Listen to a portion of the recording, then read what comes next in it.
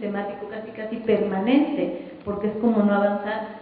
El diseño de indicadores de impacto para dar seguimiento, por un lado, que esta es una disyuntiva también que nos tiene, digamos, en proceso. ¿Cómo logramos darle seguimiento al Programa General de Igualdad de Oportunidades, que está cada vez articulándose más al presupuesto? Porque en la medida que logremos darle seguimiento puntual al cumplimiento de todo el Programa General de Igualdad de Oportunidades, vamos a ir poco a poco nivelando con la parte de la presupuestación, y en algún momento tendremos que llegar a homologar la agenda del Programa General de Igualdad de Oportunidades con los subresultados. Ese es el propósito desde nuestro punto de vista. Lograr construir, nosotros decimos, una agenda temática, prioritaria, presupuestal, enfocada a enfrentar las brechas de desigualdad. Y eso lo vamos a lograr si el trabajo colectivo con cada una de las instituciones se va clarificando para que cada dependencia identifique y tenga claro cuáles son aquellas brechas de desigualdad que tiene que enfrentar. Y yo creo que eso genera, a propósito de lo que decía Raquel en la mañana, una pregunta para el debate, incluso para la visión, me parece. ¿Cómo se construyen los clasificadores? ¿No? ¿Desde qué perspectiva se construyen los clasificadores?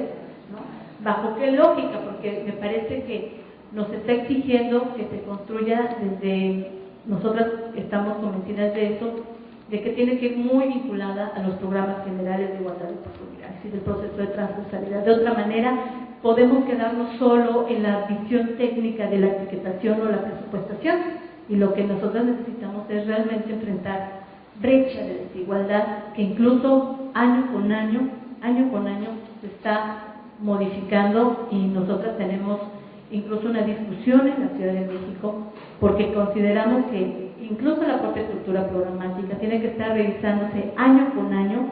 El Programa General de Igualdad estamos obligadas a cambiarlo y a ajustarlo y a rediseñarlo cada año por la movilidad, por estas características de las que ya hablaba Carmen, de la ciudad, y esto va exigiendo que esa información de una visión, digamos, generalizada de cómo viven las ciudades hombres y mujeres año con año tenga que estar, digamos, impactada en el diseño de las políticas y en los presupuestos. Si no, no vamos a reorientar los programas y no vamos a realmente detectar esta visión colectiva. Aquí conecta en la siguiente, por favor. Aquí. Lecciones aprendidas, el sistema de instrumentos de medición. Nos falta muchísimo todavía, porque a pesar de que tenemos algunos instrumentos, no hemos logrado realmente construir indicadores que vayan vinculados directamente al cumplimiento de los programas, y ahí necesitamos mucho apoyo también de la sociedad civil. También en la aplicación de la metodología de marco lógico, porque el presupuesto basado en resultados te lo exige, y eso nos cuesta mucho trabajo con las propias dependencias de gobierno. Y otro tema, el último elemento que no quiero dejar de mencionar, porque me parece que es como muy importante, que ha sido desde el 2007 hasta la fecha, que es, nosotros decimos, la incidencia de la agenda feminista en la agenda pública de la Ciudad de México, y por lo tanto la incidencia en la agenda de gobierno. O sea, yo creo que esto en la ciudad ha sido un factor determinante, el empuje del movimiento feminista para lograr lo que Carmen decía hace rato: interrupción legal del embarazo, sociedades de convivencia, la ley de no discriminación, en fin, hace parecer a la Ciudad de México como obligada, por supuesto, a dar seguimiento a la agenda feminista. Y creo que ese es un hilo conductor que nos va a permitir construir una agenda prioritaria presupuestal, que no esté desarticulada con la construcción de la política de igualdad que va avanzando paralelamente en la ciudad, ni de la agenda feminista.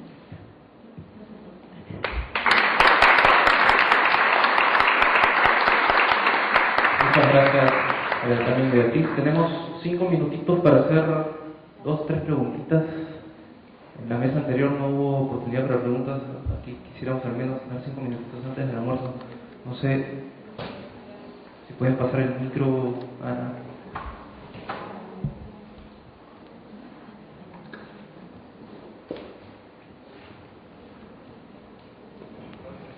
Bueno, muy interesantes todas las presentaciones.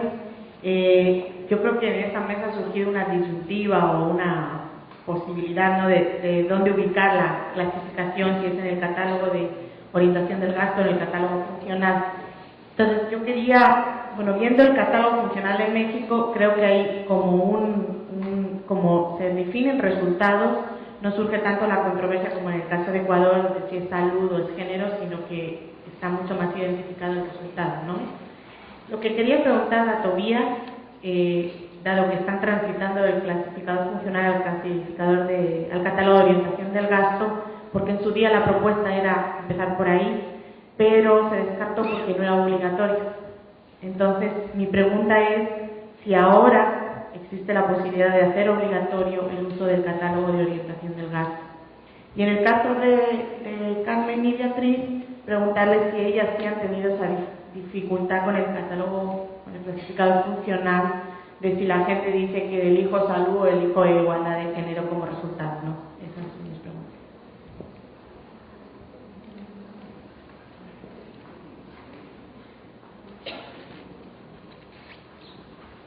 Más que una pregunta, yo quería hacer un comentario. Creo que todos y todas sabemos que, o decimos, que la información es poder. Y creo que este tipo de iniciativas ayudan a que la información presupuestaria sea transparente y entendible. Obviamente hemos avanzado y tenemos que seguir mejorando, a ver si es que le ponemos aquí o le ponemos acá o que contiene. Eso va a depender mucho de cómo en los países se estructura el sistema de gestión financiera y el presupuesto. En ese sentido, por ejemplo, decir que en el caso del Ecuador, hace una semana tuvimos un taller con organizaciones de mujeres en donde les presentamos el presupuesto del Estado como aparece en la proforma y les preguntábamos si es que podían ver cuáles son la inversión del Estado en igualdad de género, y lo único que pudieron encontrar fue el presupuesto para el mecanismo de la mujer y nada más. Cuando les presentamos la información de la función K del clasificador funcional, pudieron darse cuenta que había muchísima más inversión porque está en una forma más entendible, más transparente, y además es una información que se puede ver en la ejecución presupuestaria al momento. Yo puedo saber quién gastó hace 5 minutos y en qué. Entonces creo que este es un valor y una potencialidad que debemos analizar para ver cómo este tipo de sistemas y de información se adaptan y mejoran lo que nosotros tenemos. Y además verlos también como un mecanismo movilizador, porque por ejemplo, para tener el clasificador función K en Ecuador ha sido necesario vincular su uso en las directrices presupuestarias, ha sido necesario un trabajo en el sistema de gestión financiera informático, ha sido necesario que la Dirección de Género coordine con el mecanismo de la mujer para la elaboración de un instructivo que acompañe a la proforma para que las instituciones sepan utilizar.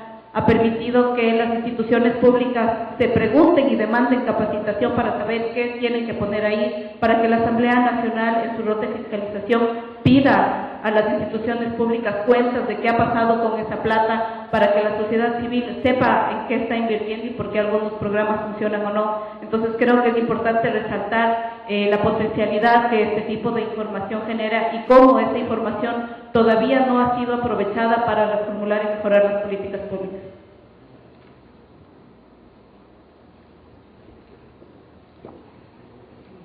En relación, si bien el movimiento feminista coloca en la agenda prioritaria temas de alto interés, ¿qué mecanismos de participación hay de las mujeres, por ejemplo, en el manual de programación, en el anteproyecto, ¿no?, en esta primera etapa de formulación de anteproyectos y en el balance de resultados, ¿no?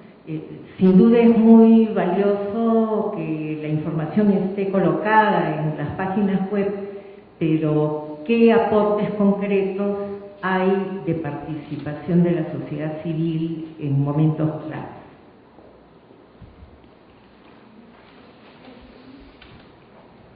Muchas gracias. Yo realmente me parece que son iniciativas muy importantes y creo que para mi país estamos caminando como a esa clase de ejercicios, pero sí me queda una duda y creo que es también basada en la experiencia que hemos tenido.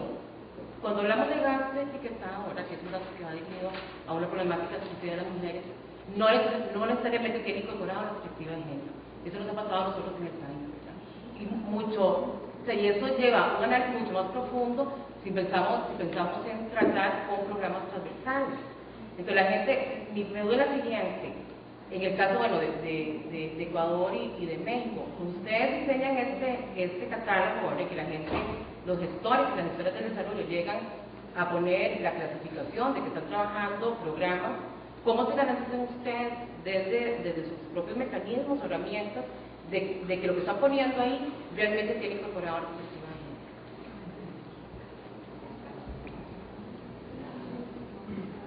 género? Tengo problemas porque fue muy difícil de seguir por el idioma y por el hecho que se trabaja sobre los presupuestos, tiene que ver los papeles y entender bien dónde se pone.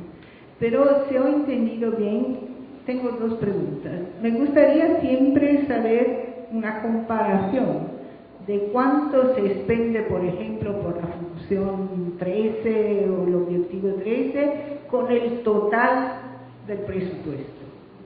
Porque me parece que el esfuerzo es un esfuerzo grandioso de poner en la estructura del presupuesto herramientas que lo pone estables, que se sabe lo que se hace, que es transparente y es una herramienta de reflexión interna.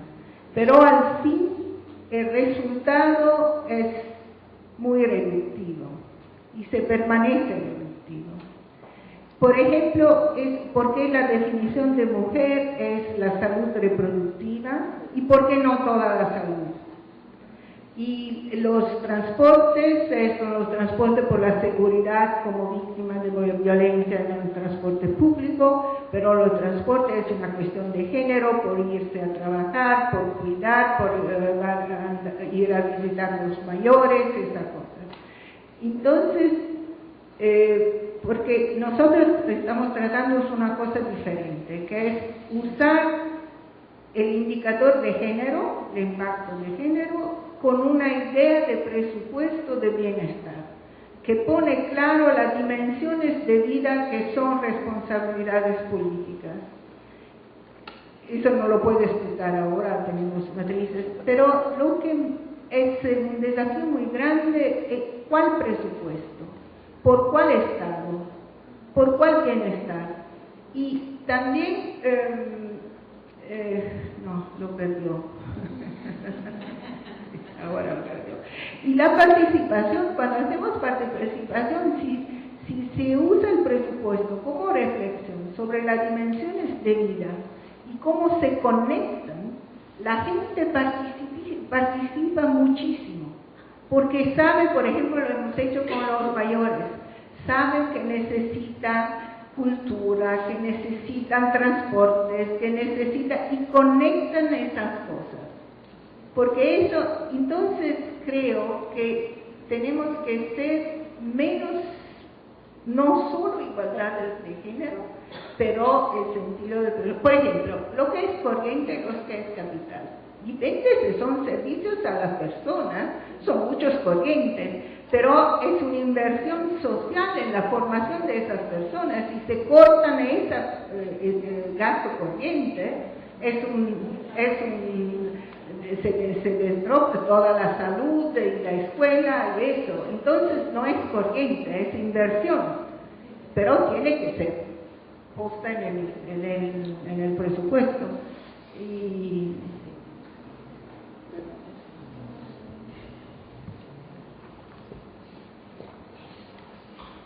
muchas gracias por sus preguntas. Apelamos a la capacidad de síntesis de nuestros expositores. Empiezo, no sé.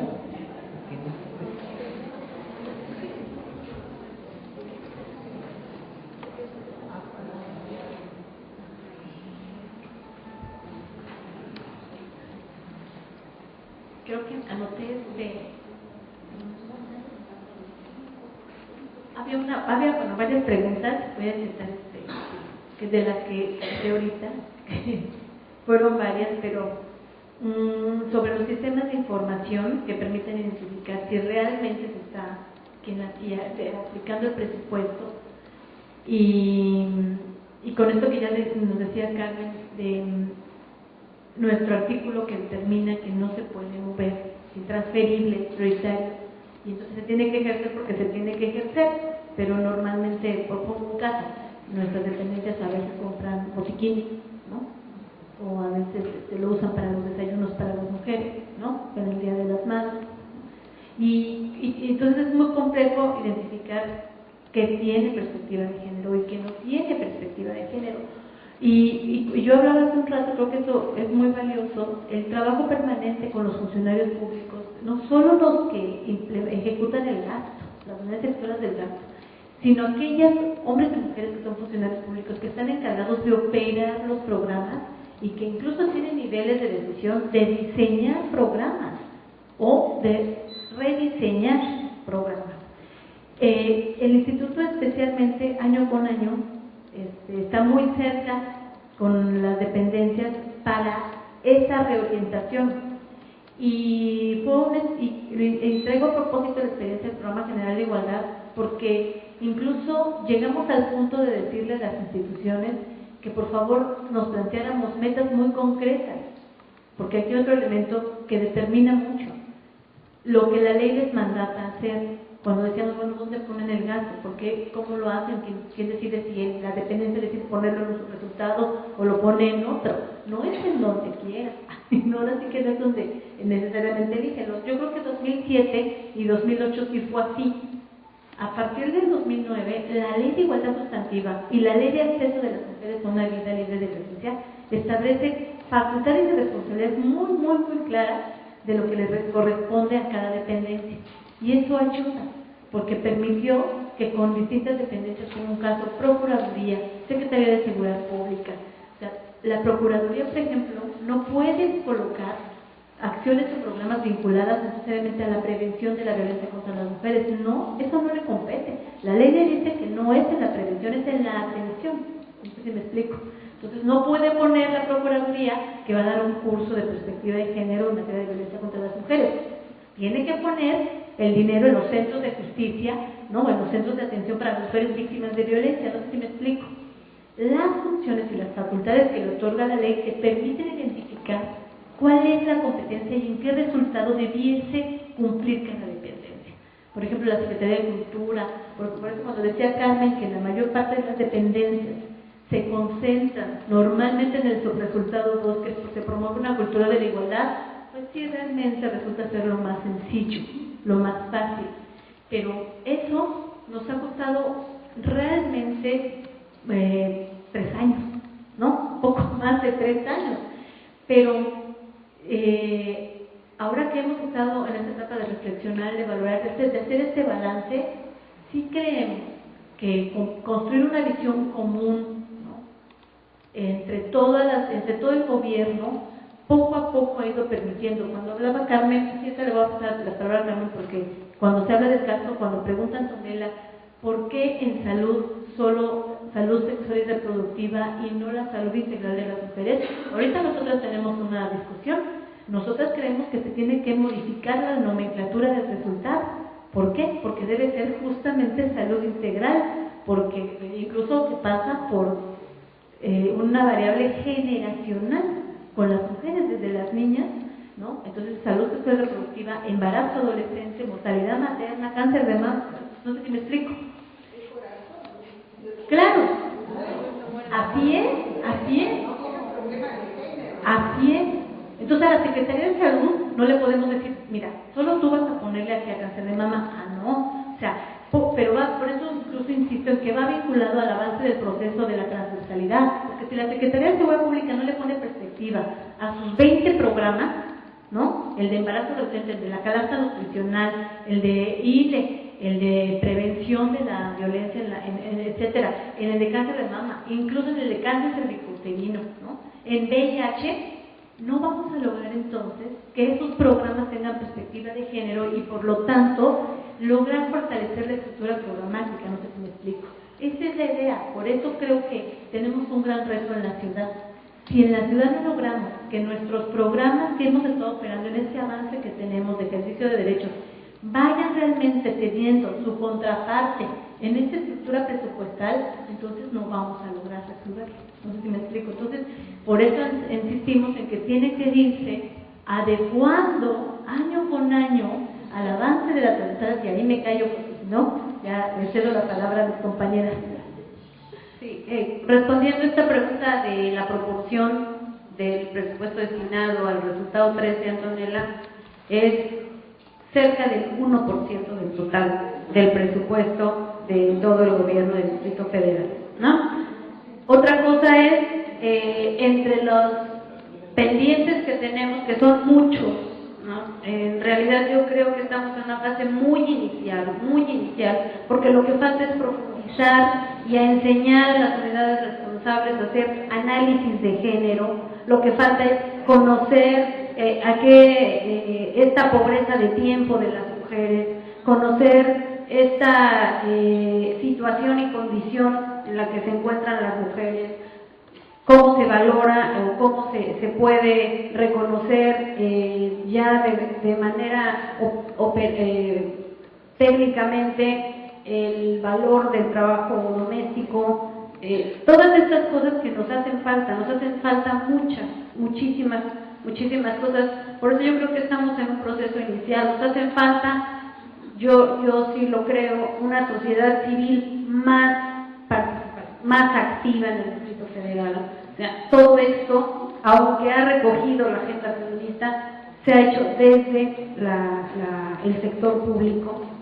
Se necesita más sociedad civil metida en el tema del presupuesto, que tenga formación en todo el conocimiento de la estructuración y de la integración del presupuesto. Nos hace falta mucho, nos hace falta datos estadísticos, porque sí, reducir la brecha de desigualdad, pero a mí muchas unidades me preguntan, ¿y cuál es la brecha? ¿Cuál es? No tengo datos estadísticos. Entonces, hace falta todavía muchísimo por hacer, porque, bueno, ahorita yo creo que todavía es una cuestión, estamos como enunciando algo, pero falta operarlo, profundizarlo, llevarlo a la igualdad de resultados, ¿no? En realidad, llegar a resultados. Un ejemplo de lo que decía Beatriz es, nosotros en el informe trimestral metimos algunos formatos que tienen que ver con el tema del resultado 13 o de género en general, en el marco de política pública, que aunque no destinen recursos al resultado 13, todo el mundo tiene que llenar. Entonces, a partir de eso se les piden indicadores de género también a todo el mundo. La calidad de los indicadores de género es algo que también tenemos que trabajar muchísimo. No sabemos hacer indicadores. Entonces, un indicador que a veces podemos encontrar es cuántas mujeres invité a un evento por el Día de las Madres y cuántas fueron, ¿no? Entonces, lo digo reconociendo las carencias, lo digo reconociendo que nos falta mucho por hacer, que hemos avanzado, yo creo que de una manera consistente, que tenemos un marco jurídico muy propicio.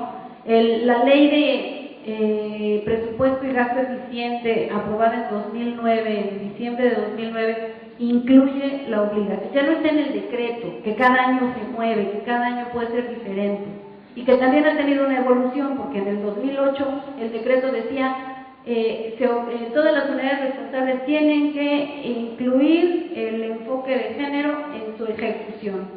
En el decreto 2010 ya dice en la planeación, ejecución y evaluación. O sea, ha tenido algunos cambios, pero es un instrumento que se mueve año con año y que depende también del contexto político, de la correlación de fuerzas y de muchas cosas. No es algo que esté todavía establecido. La ley de presupuesto y gasto eficiente, que es una ley, esa sí ya la dice, y su reglamento obliga a las unidades a hacer el diagnóstico de la situación de las mujeres, por ejemplo. No hemos avanzado, no conozco yo un diagnóstico, ¿no? Entonces, nos falta mucho porque además sabemos que de pronto hay una profusión en la creación de leyes, pero la parte adjetiva de la ley, la parte del cumplimiento, de la operación de la ley, todavía hay una gran brecha en el cumplimiento de estas leyes.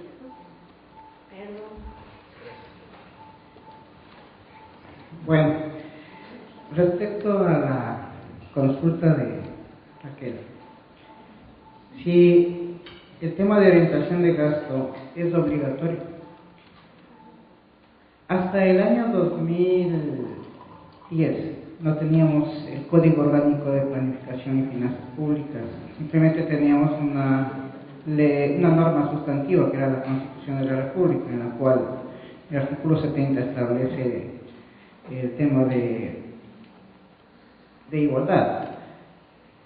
El Código de Finanzas Públicas, en el artículo 100, establece la obligatoriedad del cumplimiento de las directrices